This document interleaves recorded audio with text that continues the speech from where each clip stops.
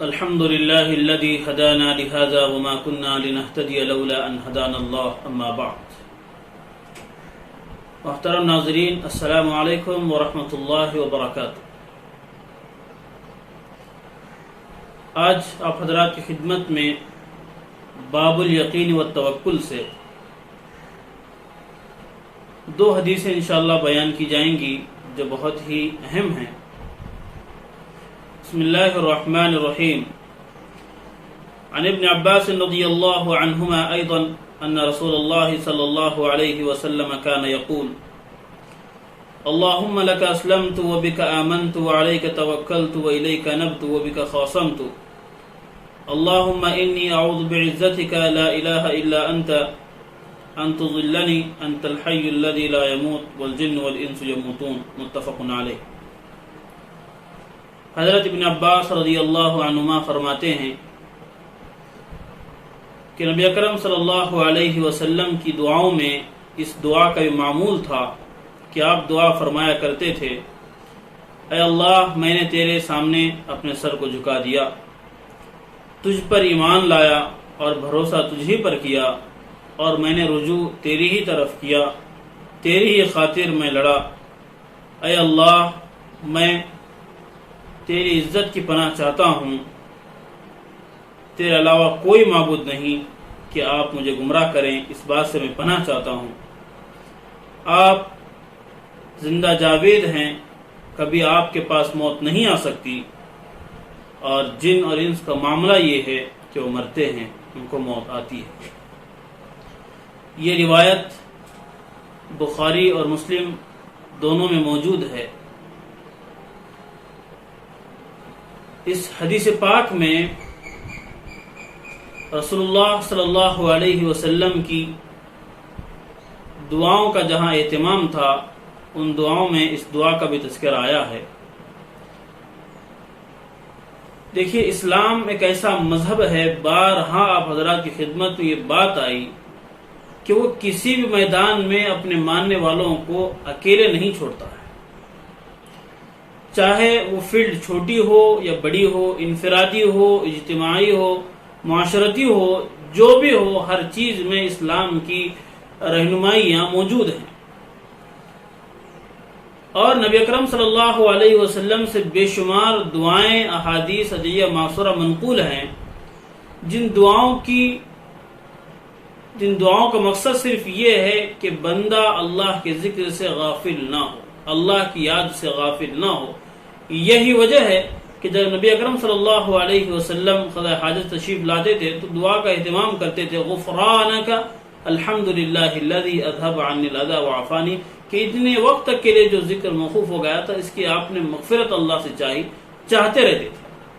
تو ہر موقع کے لیے آدمی سو رہا ہے تو کیا دعا پڑھنی چاہیے، جاگ رہا ہے تو جاگتے وقت جو کام کر رہا ہے، کھانا کھا رہا ہے تو کیا دعا پڑھنی چاہیے، پانی پی رہا ہے تو کیا دعا پڑھنی چاہیے، گھر سے نکل رہا ہے، گھر میں داخل ہو رہا ہے، مسجد میں داخل ہو رہا ہے، مسجد سے نکل رہا ہے، ہر موقع کی دعائیں موجود ہیں، جس کا مقصد صرف یہ کہ بندہ اللہ کے ذکر سے غافل نہ ہو.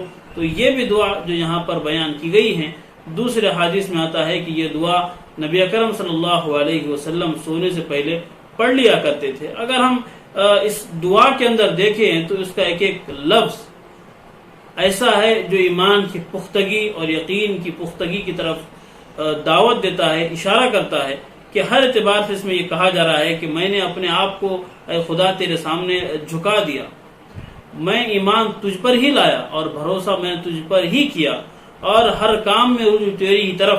اگر کسی سے میرا جھگڑا بھی ہو جائے تو وہ بھی تیرے دین کے خاطر ہوگا، اس میں میری ذات کا کوئی تعلق نہیں رہے گا. اس میں بالکل عبدیت کا ایک اظہار ہے، ایمان کی پختگی کا اظہار ہے. تو بندے کو چاہیے کہ اس دعا کا بھی اہتمام اپنی زندگی میں کرنا چاہیے، جو نبی اکرم صلی اللہ علیہ وسلم سے منقول ہے. دوسری حدیث پاک میں جو بات بیان کی گئی وہ اس سے پہلے بھی آپ حضرات کی خدمت میں عرض کر دی گئی کہ حضرت ابراہیم علیہ السلام کو جب آگ میں ڈالا جا رہا تھا تو ان کا جو آخری کلمہ تھا وہ یہی تھا: حسبنا اللہ و نعم الوکیل، حسبی اللہ و نعم الوکیل، کہ میرے لیے اللہ کافی ہے.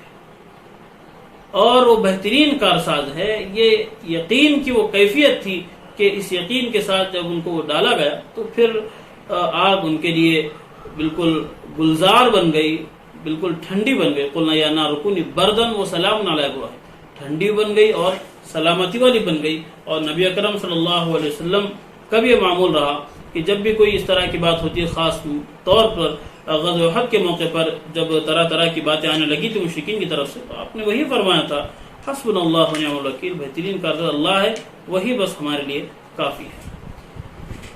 اس کے بعد جس واقعے کی طرف ہم بڑھنے جا رہے ہیں وہ بہت ہی اہم واقعہ ہے جو سیرت کی کتابوں میں درج ہے، اور یہاں پر بھی تفصیل طور پر اس کو عرض کر دیا گیا ہے کہ ایک مرتبہ نبی اکرم صلی اللہ علیہ وسلم غزوے سے تشریف لا رہے تھے، غزوہ ذات الرقاع. یہ سن 6 ہجری میں پیش آیا.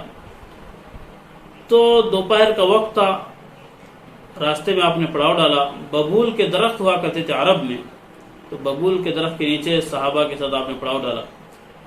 اپنی تلوار آپ نے نکال کر درخت میں لٹکائی، پھر آرام کے لیے لیٹ گئے. تو اسی دوران ایک مشرک آیا، آ کر اس نے تلوار وہاں سے اٹھا لی اور نبی اکرم صلی اللہ علیہ وسلم کے سامنے آ کر کھڑا ہو گیا. کہنے لگا من یمنعک منی، بتاؤ اب آپ کو مجھ سے کون بچائے گا. تو نبی اکرم صلی اللہ علیہ وسلم کے اوپر نہ کسی طرح کا خوف تھا، نہ کسی طرح کی گھبراہٹ تھی. آپ نے کہا اللہ. جب یہ ایمانی حمیت کے ساتھ جب آپ نے اللہ کا لفظ اپنی زبان سے نکالا تو اس کا وہ ٹیمپریچر تھا کہ وہ مشرک سنبھال نہیں سکا کہ مارے خوف کے اس کے ہاتھ سے تلوار گر گئی. پھر نبی اکرم صلی اللہ علیہ وسلم نے اس تلوار کو اٹھایا، پھر اس سے پوچھا من یمنعک منی، اب بتاؤ تمہیں مجھ سے کون بچائے گا. تو پھر وہ وہاں پر منت و سماجات کرنے لگا. کن خیر آخذین، کیا آپ بہترین عفو درگزر کرنے والے بنیے. تو نبی اکرم صلی اللہ علیہ وسلم نے فرمایا کہ ٹھیک ہے میں تمہیں معاف کر دوں گا، کیا تم گواہی دیتے ہو کہ اللہ کے سوا کوئی معبود نہیں اور میں اللہ کا رسول ہوں. تو اس نے کہا نہیں، میں تو یہ کلمہ تو نہیں پڑھ سکتا، لیکن میں آپ سے وعدہ کرتا ہوں نہ آپ کے ساتھ میں لڑوں گا، نہ جو لوگ آپ کے ساتھ لڑیں گے ان کے ساتھ میں شامل ہوں گا. یہ وعدہ کرا. پھر فخلّ سبیلہ، تو رسول اللہ صلی اللہ علیہ وسلم نے اس راستے کو چھوڑ دیا، وہ چلا گیا. دیکھیے یہ تو ہوگا واقعہ. اب اس کے اندر اہم بات، بہت اہم بات یہ ہے کہ نبی اکرم صلی اللہ علیہ وسلم کے اخلاق کا اعلیٰ نمونہ اسے پیش کیا جا رہا ہے کہ ایک دشمن، خون کا پیاسا دشمن برہنہ تلوار کے ساتھ آپ کے سامنے کھڑا ہے آپ کو مارنے کے لیے، اور وہ پوچھ رہا ہے کہ کون بچائے گا تمہیں مجھ سے. تو نبی اکرم صلی اللہ علیہ وسلم نے جواب دیا. پھر اس کے بعد تلوار گری، پھر آپ نے تلوار کو اٹھایا، پھر آپ نے اس سے پوچھا من یمنعک منی، تجھے مجھ سے کون بچائے گا. تو پھر اس نے پھر معذرت کر لی کہ مجھ سے غلطی ہو گئی ہے، آپ مجھے معاف فرما دیجیے. دیکھیے یہاں پر رک کر ہم ایک بات سمجھیں کہ آج کل جو دنیا کے اندر خاص طر ویسٹرن کنٹریز سے جو بات پھیلائی جا رہی ہے اسلاموفوبیا. اسلاموفوبیا کہتے ہیں کہ اسلام کی چیزوں کو دیکھ کر اسلام سے گھبراہٹ، اسلام سے خوف محسوس کرنا. جیسے داڑھی دیکھ کر خوف محسوس کرنا کہ ان کے ذریعے، ان کی وجہ سے ہم حفاظت میں محفوظ نہیں ہیں، یا ٹوپی دیکھ کر یا اسلامی لباس دیکھ کر یہ سمجھ لینا کہ یہ خطرے کی چیز ہے. اس کو کہتے ہیں اسلاموفوبیا. جو یہ چیز پھیلائی جا رہی ہے کہ اسلام پروموٹس دا ٹیررزم، کہ اسلام ایک دہشت گردی کو پروموٹ کرتا ہے، اسلام دہشت گردی سکھاتا ہے، اور طرح طرح کی باتیں کہی جا رہی ہے. تو یہاں رک کر ہمیں بات سمجھے کہ نبی اکرم صلی اللہ علیہ وسلم نے وہاں اخلاق کا کیا مظاہرہ کیا، اور جو باتیں آج کی جا رہی ہیں اسلام پروموٹس دا ٹیررزم، اسلام ٹیچ دا ٹیررزم. تو اگر یہ بات ہوتی تو نبی اکرم صلی اللہ علیہ وسلم امیڈیٹلی اس کا وہاں پر قتل کر دیتے اور آپ پر کوئی مواخذہ بھی نہ ہوتا. کہ صحابہ کی پوری جماعت آپ کے ساتھ موجود تھی، اطراف میں صحابہ کھڑے تھے، اگر ایک اشارہ آپ کا ہو جاتا تو پھر اس مشرک کی کیا کیفیت ہو جاتی، کیا اس کا انجام ہوتا. لیکن آپ نے وہاں پر کسی طرح کا کوئی چھیڑ چھاڑ نہیں کیا، بس اسے اتنا پوچھا ٹھیک ہے میں چھوڑ دوں گا، کیا تم کلمہ پڑھو گے، کیا تم کلمہ پڑھو گے. اس نے کہا نہیں پڑھوں گا. تو پھر آپ نے زبردست اس کے ساتھ نہیں کی، ایک دین کی جو آپ پر ذمہ داری تھی وہ آپ نے پیش کی کہ کیا تم کلمہ پڑھو گے. لیکن جب اس نے انکار کر دیا تو آپ نے اس کو چھوڑ دیا. اگر خدا نہ خواستہ لعیاذ باللہ ہزار بار لعیاذ باللہ اگر اسلام ٹیررزم سکھاتا، اگر اسلام دہشت گردی سکھاتا، تو کیا اس مشرک کی یہ مجال تھی کہ وہاں سے محفوظ ہو کر چلا جاتا، بچ کر چلا جاتا؟ کوئی سوال ہی پیدا نہیں ہوتا۔ یہاں پر تو اخلاق کا مظاہرہ ہے، یہاں پر اسلام کی تعلیمات کا مظاہرہ ہے، اعلیٰ نمونے یہاں پر پیش کی جا رہے ہیں کہ اسلام وہ نہیں ہے جو آج لوگ بیان کر رہے ہیں۔ اسلام وہ ہے جس کو نبی اکرم صلی اللہ علیہ وسلم نے 1400 سال پہلے امت کے سامنے پیش کیا ہے۔ یہ اسلام کی اعلیٰ مثال ہے اور سیرت کے اندر بہترین مثال ہے۔ سراپا رحمت للعالمین آپ تھے، آپ نے رحمت للعالمین ہونے کا پورا ثبوت دیا اور ہر اعتبار سے امت کی رہنمائی فرمائی۔ اور اس واقعے کے اندر ہم مسلمانوں کے لیے سبق ہے کہ حالات چاہے جتنے بد سے بدتر ہوں، چاہے جتنے نازک سے نازک ترین ہوں، لیکن ہر حال میں اللہ کا خیال، اللہ پر یقین، اللہ پر توکل جب ہوگا تو مدد ایسی جگہ سے آئے گی۔